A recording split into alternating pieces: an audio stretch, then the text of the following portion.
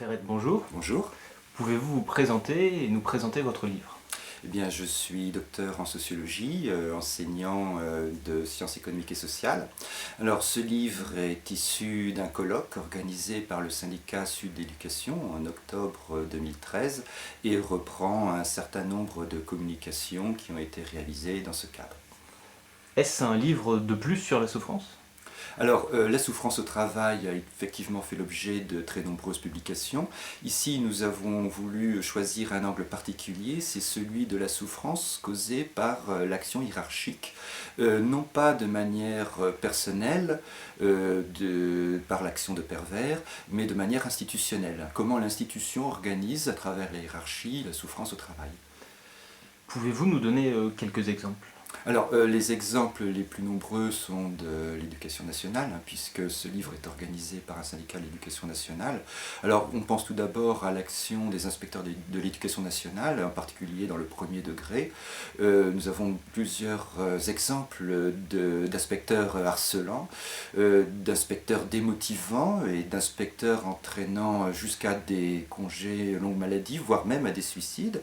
Et puis la deuxième ligne hiérarchique qui existe, c'est celle des chefs d'établissement dans le secondaire, où là il s'agit de harcèlement quotidien, alors que celui de l'inspecteur n'arrive qu'une fois tous les 3 ans en moyenne, et également avec de très grandes souffrances, et y compris des témoignages de gens qui ont été jusqu'à tentative de suicide.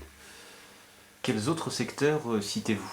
Alors, ce colloque a pour objet la souffrance au travail dans le secteur public. Il a fallu se limiter, et les secteurs dont il est question sont ceux de la santé, des télécommunications, de la poste, et également du ministère de l'équipement.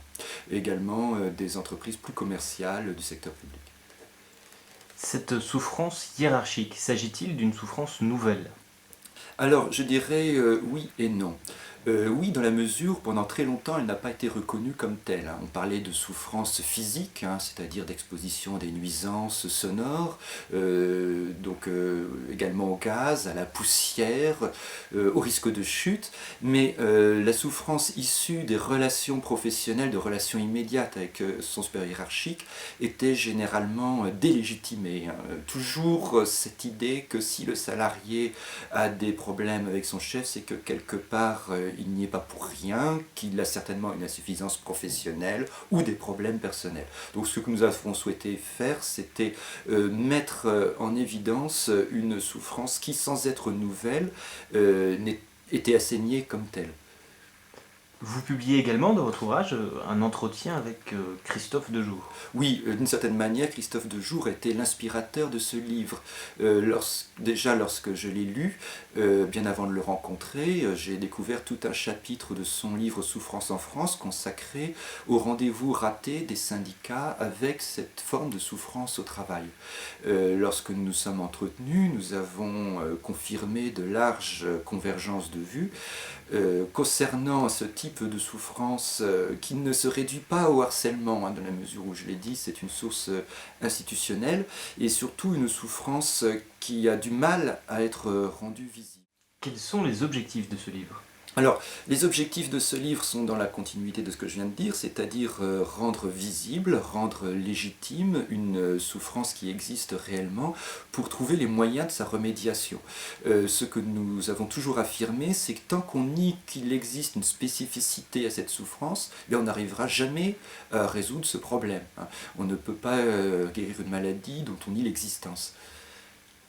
Et demain alors, quels sont vos projets pour le futur? Alors, il s'agit d'une lutte syndicale et humaine qui se situe dans une grande continuité. Dès l'école obligatoire, nous avons des exemples d'instituteurs, d'enseignants qui sont en but à une violence hiérarchique. À l'origine, c'est celle pour le premier degré du curé qui voit d'un mauvais œil l'instituteur de la République retirer les crucifix du mur, et le maire qui se situe d'un point de vue de notable et aussi comme défenseur des groupes de pression de sa commune. Si vous regardez par exemple dans le livre de Jules Vallès, vous voyez dans l'enfant, vous voyez comment les professeurs sont considérés comme moins importants que le concierge par exemple. Donc c'est une histoire longue qui a vu le début de se développer dans les années 1970, essentiellement du premier degré contre l'inspection, mais aussi dans le second degré.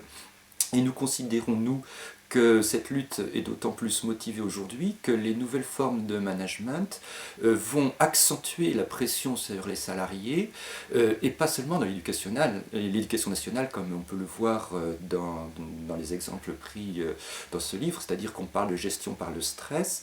Et aujourd'hui, nous avons vu avec France Télécom qu'il s'agit d'une stratégie délibérée d'utiliser les hiérarchies à des fins d'écœurement du personnel, pouvant avoir pour objectif la démission du personnel en vue de la réduction des effectifs. Donc il s'agit d'une souffrance qui finalement n'a jamais été aussi actuelle.